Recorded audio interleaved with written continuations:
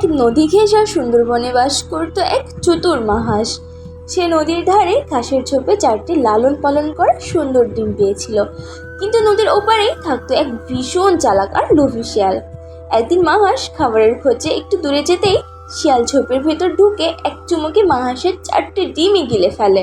ফিরে এসে ফাঁকা বাসা দেখে মাহাসের বুকটা ভেঙে গেল, কিন্তু কেঁদে আর ভেঙে না পড়ে সে শিয়ালের কাছে সোজা হেঁটে গেল। মাহাস শান্ত পায়ে নদীর ধারের দিকে হেঁটে গেল। শিয়াল ভাই, আমার 4টে ডিম কি তোমার পেটে গেছে? আরে মাহাস, ভুল বোঝো না, তোমার ডিম 4টে ভারী মিষ্টি ছিল। তবে কি জানো, শক্তি যার মুলুক তার। আমার বড় বড় দাঁত আর থাবার সামনে তোমার আর কি করার আছে? তা ঠিক, শক্তি তো তোমারই বেশি। তবে জেনো শিয়াল ভাই, বুদ্ধি আর সততার জয় শেষ পর্যন্ত হয়। হে হে হে হে হে হে। জ্ঞান দেয়া বন্ধ করো, বুদ্ধি দিয়ে কি আর পেট ভরে? শিয়াল ভাবলো হাঁসটি ভয়ে পিছিয়ে গেছে, তাই নিশ্চিন্তে গাছের ছায়ায় ঘুমাতে গেল। কিন্তু মাহাস ভেঙে পড়েনি। সে এক দারুণ ফন্দি আঁটছিল। নদীর ধারে ছিল এক পুরনো কুমিরের বাসা। মাহাস গিয়ে নদীর সবচেয়ে প্রবীণ ও শক্তিশালী কুমির মামার সঙ্গে দেখা করলো। কুমির মামা, ওই পারে লোভী শিয়াল আজ আমার 4টে ডিম কেড়ে খেয়েছে। কাল সে তোমার আস্তানায় ঢুকেও তোমার ডিমগুলো খেয়ে ফেলার পরিকল্পনা করছে।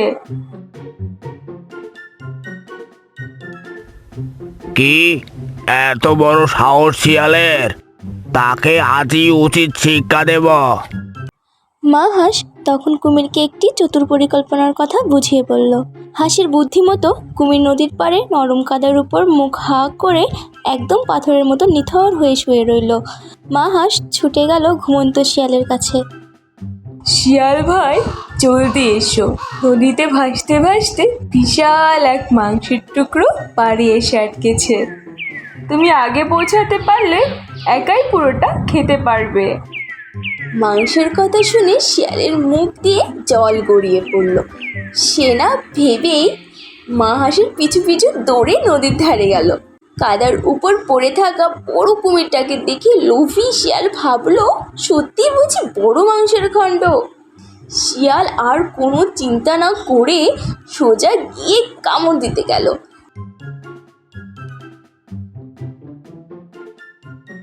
ঠিক তখনই কুমির তার বিকট জল দিয়ে শিয়ালের লেজ চেপে ধরলো। আরে ছাড়ো ছাড়ো, বাঁচাও, হাঁস বোন, আমাকে বাঁচাও। ও মাহাস বোন, আমাকে ক্ষমা করে দাও। আমি বুঝতে পেরেছি শক্তি আর চালাকি দিয়ে সব কিছু পাওয়া যায় না। আর কখনো কোনো পাখির ডিম বা ছানার ক্ষতি করব না।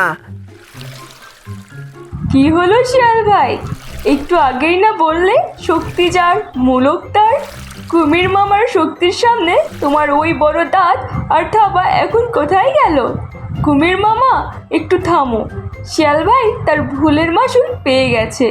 ও যদি নিজের ভুল স্বীকার করে আর এই বন ছেড়ে নদীর ওপারে চিরতলে চলে যাওয়ার কথা দেয়, তবে ওকে প্রাণে বেঁচে ফিরে যেতে দাও। মাহাস শিয়ালের এই করুণ অবস্থা দেখে বুঝল শিয়াল তার ভুলের উপযুক্ত শাস্তি পেয়েছে। সে চায়নি শিয়ালের জীবন যাক, বরং তার অহংকার আর লোভ ধ্বংস করাই ছিল হাসির মূল উদ্দেশ্য।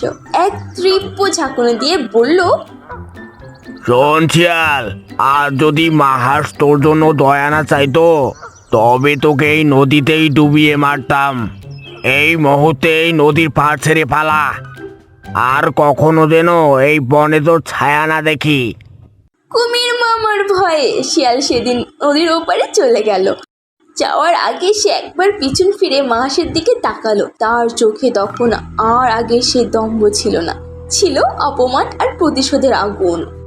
আজ তোকে ছেড়ে দিলাম মাহাস, কিন্তু এই অপমান আমি কোনোদিন ভুলবো না। একদিন না একদিন তোকে তোর বুদ্ধির জালে ফাঁসাবো। নদীর ওপারে ছিল ঘন এক জঙ্গল। সেখানে বড় বড় গাছ, লতা পাতা আর অন্ধকার গুহায় ভরা ছিল চারপাশ। শিয়াল সেই জঙ্গলে এক পরিত্যক্ত গুহায় গিয়ে আশ্রয় নিল। কয়েকদিন সে চুপচাপ রইল, কিন্তু তার মাথায় তখনও একটাই চিন্তা, কিভাবে মা হাঁসের উপর প্রতিশোধ নেওয়া যায়। এক রাতে সে নদীর ধারে বসে দেখলো মা হাঁস তার নতুন বাসার চারপাশে ছোট ছোট হাঁসের ছানাদের নিয়ে ঘুরছে। শিয়ালের চোখ চকচক করে উঠল। ডিম খেয়ে আমি ভুল করেছিলাম। এবার যদি হাঁসের ছানাদেরকে ভয় দেখিয়ে বাসা থেকে দূরে নিয়ে যেতে পারি, তাহলে কুমিরও আমাকে ধরতে পারবে না। এবার আর কোনো ভুল করব না। কুমিরের সঙ্গে শক্তিতে পারিনি, হাঁসের সঙ্গে বুদ্ধিতেও পারিনি, কিন্তু এবার আমি এমন এক ফন্দি আঁটবো যাতে হাঁস নিজেই তার ছানাদের আমার হাতে তুলে দেয়। শিয়ালের মনে তখন একের পর এক কুটিল চিন্তা ঘুরপাক খাচ্ছিল। সে জানতো নদীর জলে কুমির মামার সঙ্গে সে শক্তিতে পারবে না, আর মা হাঁসকে সরাসরি আক্রমণ করতে গেলেও মা হাঁস তার বুদ্ধিমত্তা দিয়ে আবারও তাকে কোনো বিপদে ফেলে দেবে। তাই এইবার শিয়াল সিদ্ধান্ত নিল সে মা হাঁসের সঙ্গে কোনো যুদ্ধ করবে না, বরং মা হাঁসের সবচেয়ে বড় দুর্বলতা তার সন্তানদের প্রতি ভালোবাসাকে হাতিয়ার করবে। শিয়াল সোজা হেঁটে গেল বনের এক কোণে থাকা এক চতুর বুড়ো কাকের কাছে।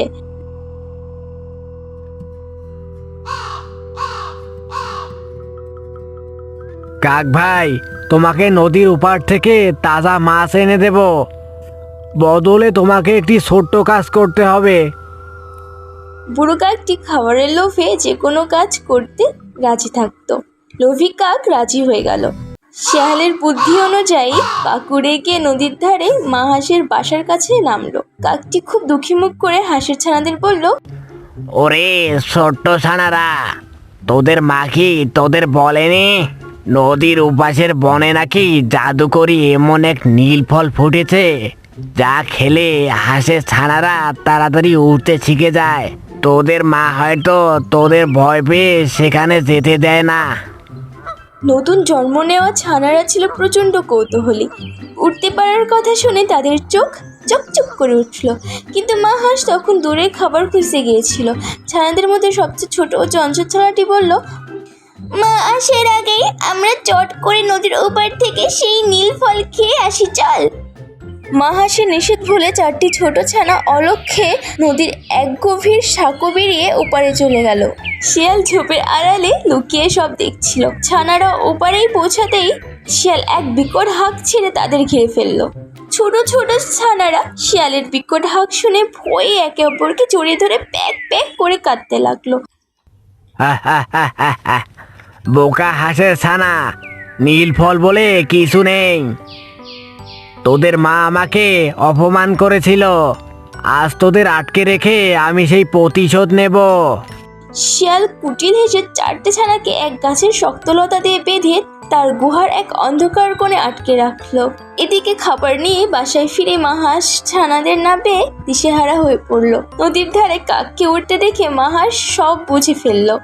সে ধীরে পায়ে কাকের সামনে গিয়ে দাঁড়ালো এবং শান্ত করায় বলল। কাক মা হাঁসের স্থির চোখের দিকে তাকিয়ে ভয় পেয়ে গেল এবং ভুল বুঝতে পেরে অপরাধের মুখে শিয়ালের ছকের কথা সব বলে দিল। সব শুনে মা হাঁস এবার রাগ বা ভয়ে ভেঙে পড়ল না।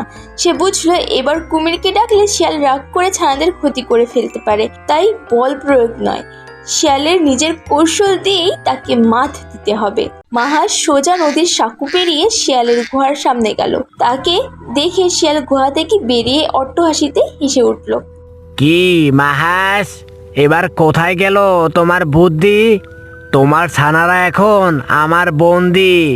তুমি যদি ওদের বাঁচাতে চাও তবে কুমিরকে গিয়ে বলো সে যেন এই বন ছেড়ে চিরতরে চলে যায়, তা না হলে আমি তোমার ছানাদের এক এক করে গিলে খাবো।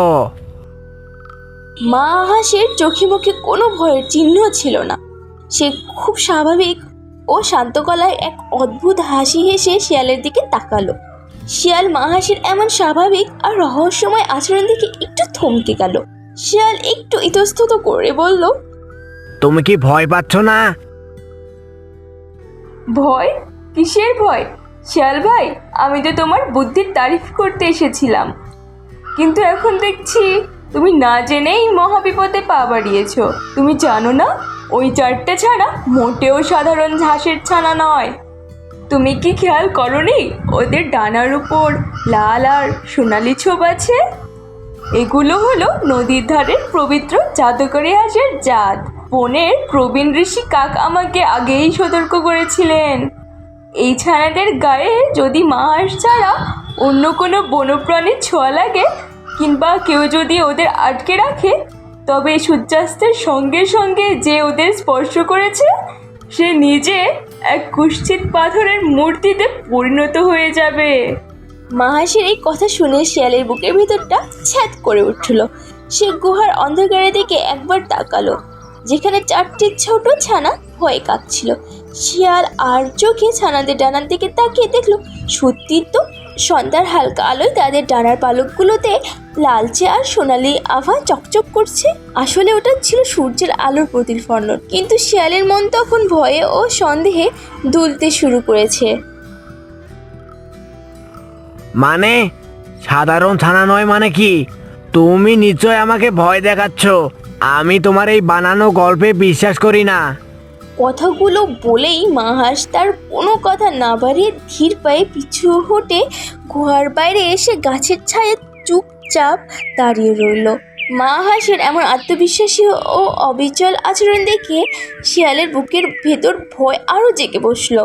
সে ভাবলো হাঁসটি সত্যি যদি ভয় পেয়ে যেত তবে এত শান্ত থাকতো না। শিয়ালের কপালে ঘাম জমে উঠল। সে গুহাদের ভিতরে গিয়ে ছানাদের বাঁধন ছুটতে সাহস পাচ্ছিল না, আবার নিজের গুহা ছেড়ে পালাতেও পারছিল না। ওইদিকে পশ্চিমের আকাশে সূর্য দ্রুত ডুবে যাচ্ছিল আর চারপাশ ধীরে ধীরে অন্ধকারে ছেয়ে যাচ্ছিল। হঠাৎ শিয়াল খেয়াল করলো তার নিজের পা দুটো যেন কেমন ভারী আর ঠান্ডা লাগছে। জাদুর অভিশাপ বুঝি শুরু হয়ে গেছে। মাহাস, ও মাহাস, আমার পা দুটো যে ভারী লাগছে। সত্যি কি আমি পাথর হয়ে যাচ্ছি? আমি তো আগেই বলেছিলাম শিয়াল ভাই, জাদুকরী ছানাদের আটকে রাখার পরিণাম এমনই হয়। আমাকে বাঁচাও। তবে তুমি যদি এখনো বেঁচে ফিরতে চাও তবে একটাই উপায় আছে। তুমি এখনই নিজের হাতে ছানাদের বাঁধন খুলে দাও এবং ওদের পিঠে বহন করে নদীর ওই পার পর্যন্ত সসম্মানে পৌঁছে দাও। তারপর নদীর জলের পবিত্র ধারা দিয়ে নিজের মুখ আর থাবা ধুলে তবেই হয়তো এই জাদুর অভিশাপ কাটিয়ে উঠতে পারবে। শিয়াল আর এক মুহূর্ত সময় নষ্ট করলো না। সে দৌড়ে গুহার ভিতরে গিয়ে কাঁপা কাঁপা মুখে দাঁত দিয়ে কামড়ে ছানাদের লতার বাঁধন খুলে দিল। তারপর অত্যন্ত সাবধানে, যাতে ছানাদের গায়ে তার বেশি ছোঁয়া না লাগে, ওদের নদীর পাড়ে নিয়ে এলো। নদীর ধারে এসে শিয়াল ছানাদের নদীর সাঁকো পার করে মাহাসের কাছে পৌঁছে দিল এবং নিজে তড়িঘড়ি করে নদীর জলে মুখ হাত ধুতে লাগলো।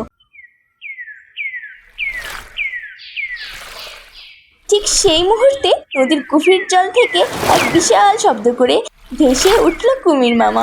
কুমিরকে দেখে শিয়ালের পিঠের পশম খাড়া হয়ে গেল। শিয়াল বুঝতে পারল সে মাহাসের বুদ্ধির জালে সম্পূর্ণ আটকা পড়ে গেছে। কোনো জাদু বা অভিশাপ ছিল না, পুরোটাই ছিল মাহাসের সাজানো চতুর মনস্তান্ত্রিক ফালতু গল্প। আর সেই ফান্দে পড়ে সে নিজেই ছানাদের অক্ষত অবস্থায় ফিরিয়ে নিয়ে এসেছে। কি শিয়াল, মাহাসের ওপর আবার চালাকি করার চেষ্টা করেছিলি? প্রাণ ভয়ে শিয়াল জল ছিটিয়ে চিৎকার করতে করতে বনের আধার চিরে অজানার উদ্দেশ্যে দৌড়াতে লাগলো। সে আর কোনোদিন মাহাস বা তার ছানাদের আশেপাশে আসার সাহস দেখায়নি। মাহাস তার 4টে ছানাকে ডানার নিচে জড়িয়ে নিয়ে মিষ্টি হেসে বলল, দেখলে তো ছানারা, শুধু গায়ের শক্তিই নয়, বিপদে ধৈর্য আর বুদ্ধির সঠিক প্রয়োগই সবচেয়ে বড় অস্ত্র।